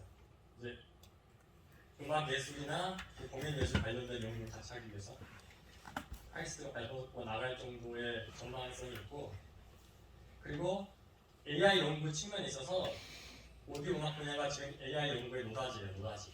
지금까지는 AI 연구들이 대부분 그 이미지 그 소스들에 대해서만 집중하는 연구를 해왔었는데, 오디오 음악 분야는 아직 연구가 그렇게 많이 되지 않았어요. 이제 막 초창기 이제 태어나고 있는 분야에 가깝기 때문에 여러분도 뛰어들 수 있는 시기라고 저는 생각합니다.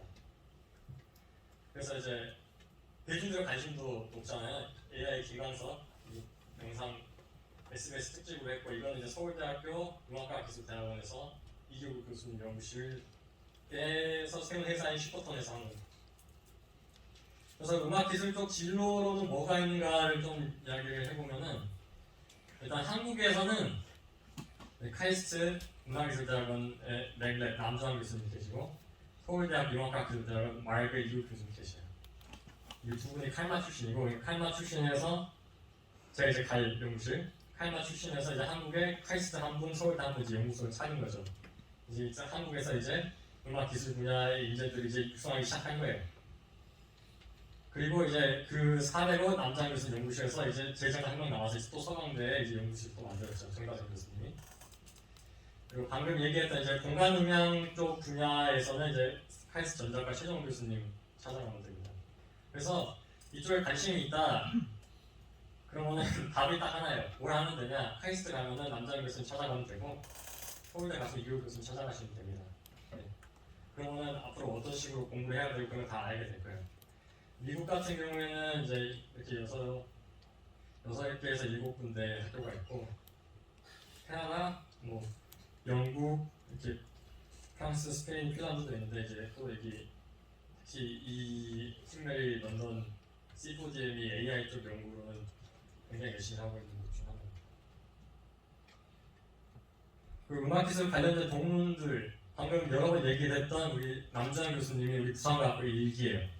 부산과학부 1기 스탠퍼드 칼마 박사학생이고, 네, 카이스 문화기술은 맥맥 교수님이고, 이게 남주환 교수님이 김박사 스탯입니다. 장난 아니죠? 근데 댓글에 인류의 4대 성인 공자 예수 부다 남주환.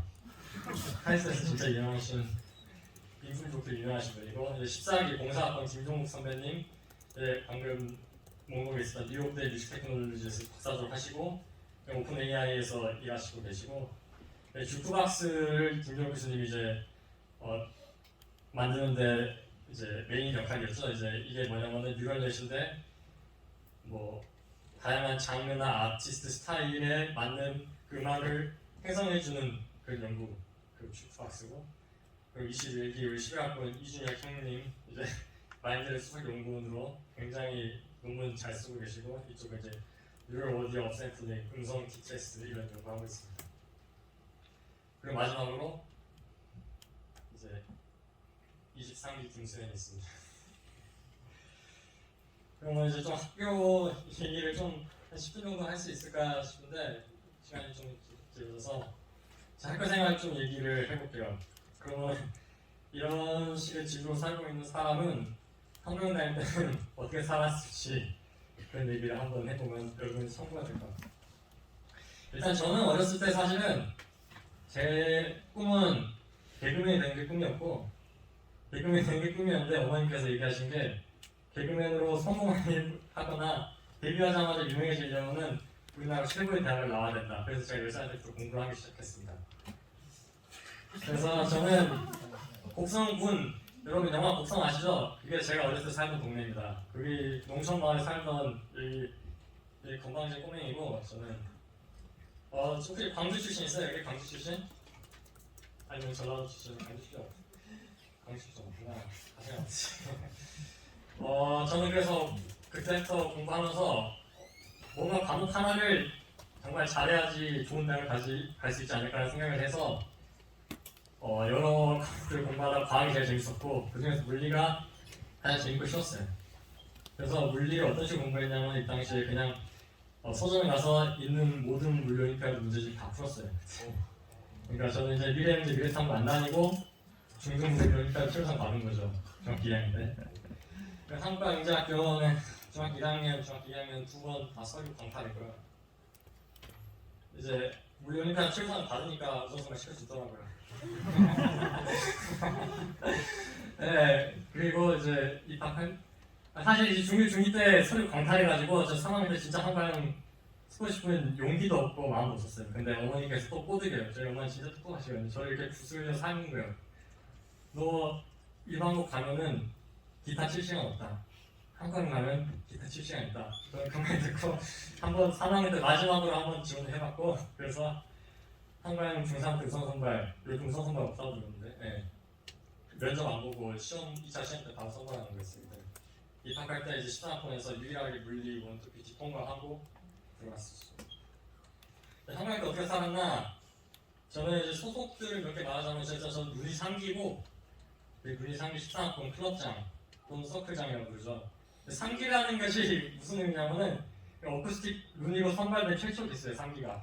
그랬죠. 왜냐면은 내가 선발되고 2학년, 3학년 선배들 있으니까 1기, 2기 쳐줘야 되지 않겠어요. 그래서 제가 3기. 그래서 제가 무슨 3기 클럽장이고, 저 고운누리가 생기는 것도 저는 고운누리 있나요 혹시? 고운누리? 공사단체 요즘 안 하나요? 고운누리 같은 거? 최근까지 있었던 것 같은데 공사단체 초기 멤버이기도 하고, 이제 20대, 23대 지도부 했었고, 이제 부산하고 한과형 역사 1인 연구에 살려서 열심히 연구를 다녔어요. 저는 카이스트에 가서 이제 각신대로 공사학번, 공시학번 선배님들 만나서 인터뷰하고 다녔어요. 이거 방대면식을 하면서 이거 학교 역사 썰들을 듣는데 저는 그걸 듣고 상민이가 말했던 것처럼 척추가 찌릿찌릿 하더라고요. 그런 것들을 하면서 살았었는데 이게 이 사진이 뭐냐면은 눈이 최초의 정기 공연입니다. 2013년. 중앙당 또 달라요. 이게 리모델링 하기 전이라서. 눈이 최초의 정기. 그러니까 눈이 이제 2014년 색 공연. 이제 우리는 서클쇼도 없는 서클이기 때문에 당구장에서 이렇게 연습했고 여기 이제 박세호라는 친구가 빡쳐가지고 벽에다가 이렇게 페인트를 스프레이를 이렇게 눈에 써버렸어요. 요즘은 제가 볼 때 루니가 굉장히 요즘은 사교성도 좋고 인싸스러운 동아리가 된 것 같은데 우리는 그런 동아리 아니었고 다 미친놈들만 모이는 동아리였어요. 이게 루니 서클 치는데 서클 치부터 건상치가 않아요. 왜냐하면 저희는 이제 1학년, 2학년, 3학년 전부 다 남자밖에 없었고 특히 2학년, 3학년 형들은 이제 농구부 하시는 분들이랑 키가 막 180 넘고 다들 그래서 힘으로도 이길 수 없는 동아리였고 우리는 정신도 만만치 않은 친구들이 많았습니다. 그래서 네, 공부도 못했고요. 지금 공부 잘한다 봐요. 이거는 이제 공사단체 고은들이 이제 하던 사진이고 이거 22대 학생의 우리 신입생 OT 때 사진이고 신입생 OT 우리가 22대 학생회가 그때 학생회장이 이창환 선배 있고 부회장이 송민철이고 이 친구들이 타협 권위를 외치면서 학생이 되고 그리고 저도 지도부 차장에서 저랑도 의견이 잘 맞아서 이때 중간강에서 처음으로 오리엔테이션 했죠. 이렇게 앉아서 그 전에는 어떻게 했는지에 대한 얘기는 좀 선생님들이 계셔서 얘기 못하겠습니다. 그래서 제 학교의 생활을 일단 위에 네모는 요약을 한 거예요. 일단은 전 졸업평가 3.92로 졸업했고 입학할 때 13학번 이제 물리원 PT 통과했고 2016년 이제 1학년 때 KIPT 팀 1학년 팀이 나왔는데 1학년 팀이 대상 받았죠 그때. 근데 저는 이제 캡틴이긴 했는데 제가 담심을 다시 해야겠 전에 저는 버스를 탔습니다 진짜. RN이 개망했어요. 그냥 한 게 없어요. RN이 원래 카이스트 교수님 물리학학 중에 한 분한테 신청을 했는데 그 교수님이 막판에 못하겠다 갑자기 메일 온 거예요. 그래서 완전 낙방만 오려야 됐죠. 그래서 랜덤으로 디지스트 이제 그때 막 생겼던 학교였죠 디지스트. 그 디지스트가 세워지는 모습과 디지스트 주변에 상권이 생기는 모습을 다 봤어요 저는. 이때 학부 2학년 뽑았을 때요 디지스트. 그래서 다이스의 뭐 바이오 메이슨가 뭔가 기억도 안 나요. 저는 이제 물리 과목은 전체 다 A급 받았고 일문식은 당연히 A급 받을 수가 없었고 수학 과목은 전부 다 MI가 나왔던 것 같아요. 근데 이제 문제가 뭐냐면 이제 당시에 더 자세히 알겠지만은 이걸 다 B로 깔았어요 저는. 중국어 B제로는 시험 봤을 때 뒤에서 꼴등 5명에서 방하고 고충만 주시겠어요. 그리고 이제 다시 얘기하겠지만 1학년, 1학기, 2학기 때는 한명 딱 들어와서 진짜 저는 잘할게나 머릿속에 눈이 생각밖에 없었어요 진짜.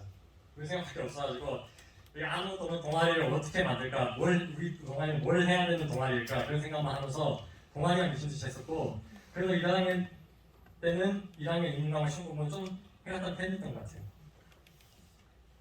이거 KNPT 우리 2학년 팀인데 그 당시 이제 이종민 선생님 모습 보이시죠? 이제 중력이 이제 서울대 물리학과에서 엄청 연구 잘하고 이한 분은 이제 옥스퍼드 물리학부 갔다가 독일 마스터학교 연구소에서 지금 고체물리 박사과정 하고 있고요. 이게 저게 저 이제 스탠퍼드에서 음악하는 강의. 이제 이 친구 김동현의 카이 기회가 톱인데 아마 올해 좋은 미국 대학 붙을 것 같아요. 지금 군생을 하고 있습니다. 여기는 이제 존스 홉킨스 바이오메디컬로 갔는데 요즘 소식을 잘 모르지만 CS로 가서 인공지능 쪽 공부하고 있다고 들었어요. 2학년 1학기 때는 이제 여전히 미친듯이 동아리였습니다. 네. 이게 2013년 때 눈이가 처음 생겼을 때는 진짜 사진왕이 뺑뺑이 돌았는데도 학생이 안 뽑히는 인기 최하의 동아리였어요 눈이가. 왜냐면 저기 뭐 아무것도 준비가 안 돼 누가 들어오겠냐 했죠. 근데 이제 정기 보면 바로 제가 이제 처음에 오쿠스틱 기타 동아리였는데 기타로 동아리로 하면 미래가 보이지 않는다. 우리는 오쿠스틱 밴드로 가자. 1학년 서클장. 왜냐면 1학년 서클장인데 다 제 마음대로 할 수 있어요. 그 당시에 2학년 3학년 형들이 그래 수영아 네가 하고 싶은 대로 다 해. 그랬어요. 여전히 동아리 미친듯이 했는데 2014년에 공연부 지원을 1위 했습니다. 바로 1년 만에. 그렇게 1학년, 2학년 1학기 동아리만 생각하고 나왔거든요. 그래서 이문과목 시험 공부 그냥 1분도 안 해왔었어요. 그 당시. 그래서 백지로 지출한 것도 세계사 시험지 문제가 이탈리아의 통일 과정을 소수화 시도가 시험 문제였는데 한 줄만 적어놨어요. 이탈리아가 통일을 했다. 한 줄만 근데 제가 또 발표는 기가 막히게 잘해가지고 시는까지 떨어지지가 않아요. 그리고 여러분 막 요즘도 강재 선생님이 보여주시는 많은 히스토리안 예시 중에 뭐 로그인 역사다 있잖아요. 그것도 제가 한 거거든요. 그래서 제가 발표는 기가 막히게 했는데 시험 공부를 안 해왔어요.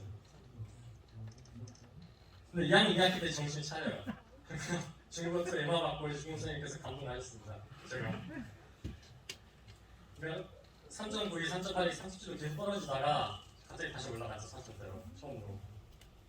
근데 이게 다른 과목들 수학 과목을 다 에마 이상 물리는 다 입을 맞고 있었는데 3.7이 나왔다는 걸 중국 이문 과목을 다 깔고 있었다 이 말이에요. 근데 왜 그렇게 정신 차리냐면은 이 사람을 만나고 좀 공부를 해보겠다 생각이 들었어요. 여러분 이 사람 누군지 아세요? 네, 오선진 박사님. 이거 김은구 스님이 날이 닳도록 얘기하신 분이잖아요, 그죠? 네, 만 19세 때 프린스턴 수학과 박사를 지원하시고 24세 졸업하시고 지금 유시버클리 졸업했었죠. 이분이 이렇게 설명이 오셨었어요. 나 2학년 때. 그러니까 이분이 여기서 이렇게 설명하는 걸 보고 이거 멋있다 생각이 들더라고요. 나도 카이스트 가서 6년 졸업해야겠다. 왜냐면 그냥 멋있어 보여서 그게. 그래서 제가 공부를 정신 차렸던 거예요. 그래서 저는 한강 다니면서 그 졸업생 진로특강 하는 건 진짜 다 갔어요. 왜냐면 공부하는 거가 재밌으니까 갔는데 근데 이렇게 가서 저 추천하는 게 저처럼 이렇게 정신을 차릴 수가 있습니다. 선배들 보면은. 네. 그래서 이제 2학년 2학기 때 얼마나 정신을 차렸냐면은 나는 카이스트 2년 졸업하겠다. 저 선배처럼 너무 멋있으니까. 그래서 한강 2학년 2학기 때 카이스트 학사료랑을 다 정독했어요. 나는 카이스트 갈 거고 카이스트 졸업할 거니까. 그래서 한강은 3학년 1학기 때부터 HP 가고 카이스트 졸업할 때까지 수강 계획 엑셀로 만들었어요. 딱. 이거는 그 엑셀 파일을 지금까지 써가지고 졸업 직전까지도 이렇게 썼었는데 이렇게 엑셀로 만들어서 이제 공부를 열심히 하기 시작했고 3학년 2학기 이제 나 카이스트 갈 거니까 AP 과목도 야무지게 도배합니다. 3학년 1학기도 잘못 들었어요. 3학년 1학기 때 3학년까지 공리스지 선제 기출 확성 딱 4과목 들었어요. 진짜 매일매일 수학 공부만 죽어야 했습니다 이때. 자 이제 제 시간표인데 저는 이제 대학생처럼 금요일 공강 만들기 일단 실패했어요. 김은구 선생님 때문에. 내가 진짜 한가위 최초에 금요일 공강 만들어 본다 이렇게 했는데 선임 교수가 1분만밖에 안 되려가지고 실패했고 근데 아직 공강 많잖아요. 진짜 저는 이 학기 때 이제 고3 선형대수 확률 통계 진짜 열심히 공부했어요. 진짜 이거 비어있는 시간에는 도서관에밖에 없었어요. 이때는 진짜 저는 그 당시에 이제 도서관 아침에 딱 금요일 아침에 일어나면은 도서관 보면은 거기 아래층 원탁에 항상 제가 앉아있어요. 그리고 이제 친구들이 와요. 그리고 그 원탁에 공부단이라고 이렇게 공부했던 친구들이 있는데 그 공부했던 친구들이 사진입니다. 우리 근데 졸업하기 상황이 이렇게 끝나기 직전에 같이 사진 찍고 그랬었어요. 이렇게 항상 이렇게 공부하고 있었고 그게 저이고 이 친구 이제 구글코리아 원래 들어갔고 이 친구 김상문이 이제 칼텍 물리학과 박사과정으로 이제 들어갑니다. 이 친구는 광학 물성 쪽 공부하고 이 동진이 이제 페리미터 이론물 연구소에서 석사과정 들어가고요. 이제 김하림이랑 김하림의 MIT, 하버드, 프린스턴 이쪽을 다 합격했어요. 그냥 지원서를 여기만 내면 다 합격했고 물리학과 유시버클리에서 물리학과장 로프를 받고 갔습니다.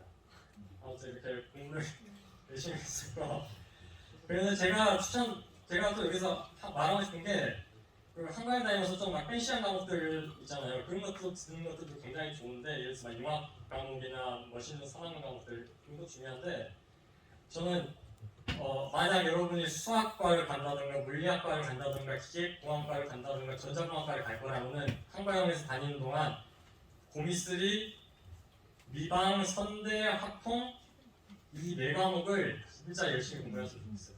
왜냐면은 이거 그냥 한과형 때 안 듣고 그냥 대학 가서 들어야겠다고 생각하는 친구도 많은데 대학 가서는 한과형 때처럼 그렇게 이 과목들이 집중해서 공부할 수 있는 시간이 나지 않아요. 네. 진짜 한과형 시간적 여유도 많고 할 때 이게 가장 그 자연과학 관련된 자연과학과 공학의 가장 기본이 되는 베이스가 되는 수학 과목들 진짜 열심히 공부해서 막 약간 득도를 한 듯이 이해가 되는 거예요. 약간 선대 책을 너무 5-6번 읽다 보니까 이 스토리가 보인다 이 정도까지 공부를 해놓으면은 요즘 대학에 가잖아요. 대학에 가면 기계과를 간다든지 전자과를 간다든지 이게 수학이 몸에 완전 체화가 돼가지고 이게 다른 학생들이 검증할 수 없는 정도로 공부 효율이 엄청 높아요. 그러니까 카이스트 들어가서 1학년 때 막 이적도 듣고 선대기도 듣고 뭐 학통도 듣고 이렇게 의용 듣고 술도 마시고 하다 보면은 이게 약간 위태위태하게 공부가 되겠단 말이에요. 근데 그런 애들이랑 한과형에서 이 중요 수학 과목들 제대로 공부하고 온 애들 이게 실력 차이가 확 납니다 진짜. 그러니까 그런 얘기 하고 싶었고 그리고 이제 3학년 2학기 때 HP 갔고 최근 들어서 또 카이스트 도서관에서 공부 열심히 했습니다. 그래서 HP 3학년 2학기 때 카이스트 가서 카이스트 물리학과 수리물리학 원투에서 1등 했고 한국식 다시 읽기 위해서 1등 했습니다. 그래서 그리고 그 하면서 이제 카이스트 AP 총 45점 땄고 개별적으로 김영환 선생님이랑 IT 프리 울트라소닉스 2014 국자 포스터 발표했고 그런 논문은 최근에 또 은퇴하신 이승우 선생님 수상을 공부했습니다. 그래서 이런 학점의 결과가 무엇이었냐? 결과가 무엇이었냐? 첫 번째 KPF 탈락.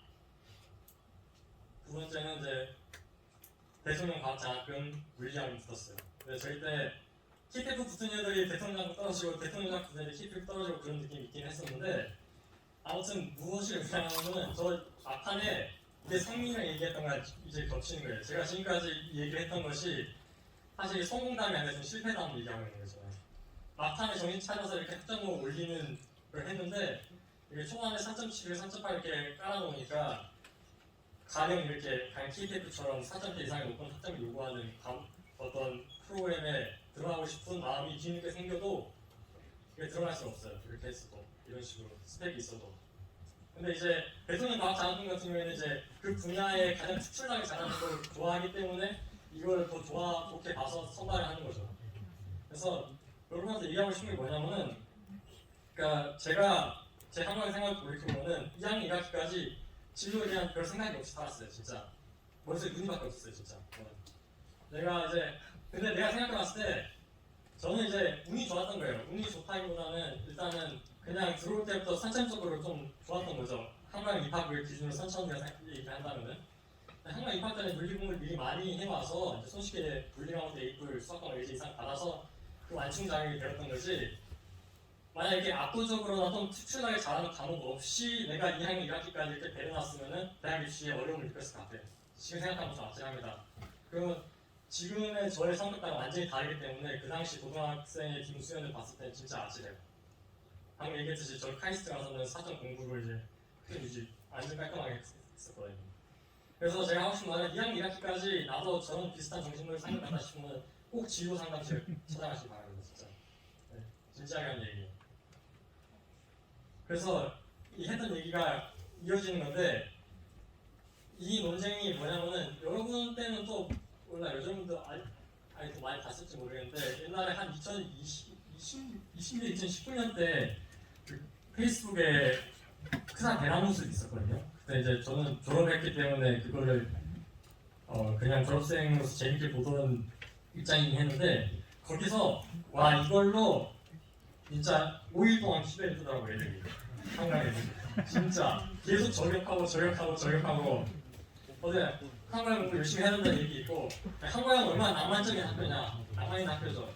이거 낭만 20대에 한강 즐겨야 되는 거 아니냐 이런 얘기하는 논리가 있어요. 근데 이게 그 고딩들의 글을 보면은 근데 별로 생각이 그렇게 깊지가 않은데 현학적으로 글을 길게 써놓죠. 그런데 제가 하고 싶은 얘기를 보면은 결국에는 이게 답이 뭐냐면은 이거 철든 성인이라면 무조건 이렇게 생각할 수 있어요. 사실은 하루에 몇 시간 열심히 공부해야 하고 이거 몇 시간 쉬어도 되는지 이거는 사람마다 다른 거예요, 여러분. 그러니까 2학년 선배들이 막 2학년 선배한테 까오자고 때 야, 한강 왔으면 이렇게 좀 즐기고 놀아라 이렇게 하는 얘기를 할 때가 꽤 많은데 그런 게 전혀 아니고 사람마다 다른 거예요. 그 선배랑 나는 다를 수가 있어요. 왜냐면 다들 출발점이 다르고 원하는 목적점이 다르죠. 그렇기 때문에 얼마나 한강에 다니는 동안 열심히 뛰어야 되는 건 사람마다 다른 거예요. 그러니까 여러분 은근히 막 공부 한강에서 너무 힘들 때 한강 지려도 되지 않나 이런 생각으로 빠지거나 아니면은 한강에서 공부만 열심히 해야 되나 이런 생각으로 빠질 때 이런 식으로 판단을 하는 게 좋아요. 이게 막상 보면 이게 너무 당연한 사실이거든요, 사실.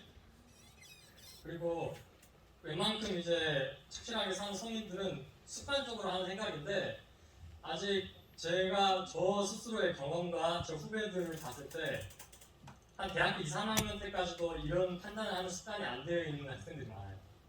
네, 고등학생 때. 그래서 막 공부 열심히 하면 한강에서 지려야 되나 이분부터 생각하기 때문에 5일 동안 TV를 뜨고 있는 거죠, 이런 주제로. 그러니까 무엇이냐? 그러면 학교를 다니든 취직을 했든 어디 임용이 되었든 여기를 마치면 그 다음에 어디로 갈지 목적지를 미리미리 생각하시는 게 좋아요. 네. 이게 한강 제가 다니던 시절 요즘도 사실 그런지 제가 항상 뭐 의뢰 짐작해서 얘기하기 힘들지만은 제가 그때 보면은 약간 그런 거예요. 1학년, 2학년 때까지 아무 생각 없이 살다가 3학년 때 이제 마치 말기암 사기 판정을 받는 사람처럼 전혀 모르고 살다가 이제 딱 판정을 받는 거죠. 너 그런 성적으로 네 오늘 학교 못 간다. 네. 근데 사실은 1, 2학년 때 시간이 충분히 많았거든요. 뭐 진로 상담실 찾아간다든지 그런 것에 대해서 뭐 선배들이나 선생님들에게 상담을 통해서 알아본다든지 근데 그런 것들 잘 안 해요. 우리 한국 학생들이. 제가 다녔던 시절 봤을 때. 그렇기 때문에 항상 이제 목적지를 최대한 빠르게 완벽하게 정하지는 못하더라도 어느 정도 이 정도 급여는 가고 싶다는 생각을 미리미리 하는 게 좋아요. 1학년 때부터. 그러고 나서 해야 될 거는 그 목적지 요구는 최소한의 기준을 숙지하고 있어야 돼요, 여러분은. 알겠죠? 그게 뭐 평점이 됐든 스택이 되었든 그리고 지금 현재 나의 내 출발점이 어디인지를 최대한 객관적으로 진단을 하고 그리고 내가 시간당 얼마나 해낼 수 있는지 능률을 경험적으로 파악하는 게 중요합니다. 이걸 이제 1학년 최대한 빨리 끝낼수록 3학년 최대한 빨리 끝낼수록 여러분 학교 생활이 체계적이 돼요. 이거를 열심히 하게 도와준다고 이제 1학년 때 패스데이 이런 제도를 바꾼다 그런 의미죠. 그러니까 여러분이 이런 능률을 좀 경험적으로 잘 파악할 수 있게 여러분 이렇게 목적지 최소한의 기준 출발점 능률 잘 알고 있으면은 한강에서 하루 몇 시간 열심히 공부해야 되고 나머지 몇 시간 쉬어도 되는지 알 수 있게 돼요. 이거를 꼭 이렇게 완전히 수치적으로 정량적으로 딱딱딱 떨어져서 얘기할 수는 힘들 수도 있어요. 사람에 대한 거지만 근데 최대한 그래도 정량적으로 해보려고 생각을 해보고 이걸 의식하고 있는 것 자체가 여러분의 학교 생활이나 앞으로의 뭐 대학 가서의 생활이든 체계적으로 사는 데 도움이 될 거라 생각합니다. 네, 이상입니다.